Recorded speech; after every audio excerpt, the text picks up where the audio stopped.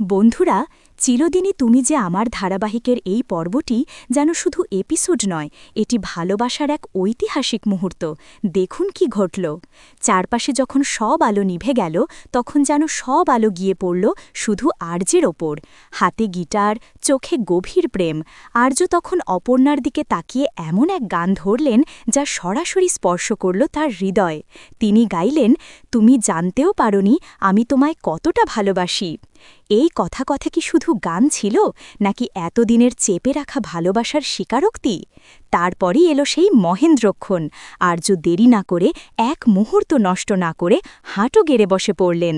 চোখের দিকে চোখ রেখে অপর্ণাকে সরাসরি জিজ্ঞেস করলেন, will you marriage me Aparna? ভাবুন তো, এই প্রশ্ন শোনার পর অপর্ণার কেমন লাগছিল। তিনি কি চুপ করে থাকার মতো মেয়ে? না, তিনি এক মুহূর্তও সময় নষ্ট করলেন না। ভালোবাসার টানে ছুটে গেলেন আর্যের কাছে, হাত রাখলেন আর্যের হাতে আর সোজা সাপটা জবাব দিলেন, ইয়েস।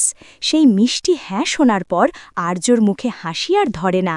তিনি সঙ্গে সঙ্গেই অপর্ণার আঙুলে পরিয়ে দিলেন আংটি। আর সেই মুহূর্তের সবচেয়ে রোম্যান্টিক দৃশ্য, ভালোবাসার প্রতিদান হিসাবে আর্য অপর্ণার হাতে দিলেন এক মিষ্টি চুমু। আহা, এই দৃশ্য যেন বারবার দেখার মতো। কিন্তু গল্পের আসল মোচড় কি এরপরই আসবে? তাদের এই ভালোবাসার বাঁধন কি এত সহজে মেনে নেবে পরিবার? আর্য অপর্ণার এই পথ কি মসৃণ হবে, নাকি তাদের জন্য অপেক্ষা করছে নতুন কোনো বাধা? উত্তর জানতে হলে চোখ রাখুন পরের পর্বে। আর এমন সুন্দর আপডেট সবার আগে দেখতে এখনই আমাদের চ্যানেলটি সাবস্ক্রাইব করুন এবং ভিডিওটিতে একটি লাইক দিন। ধন্যবাদ।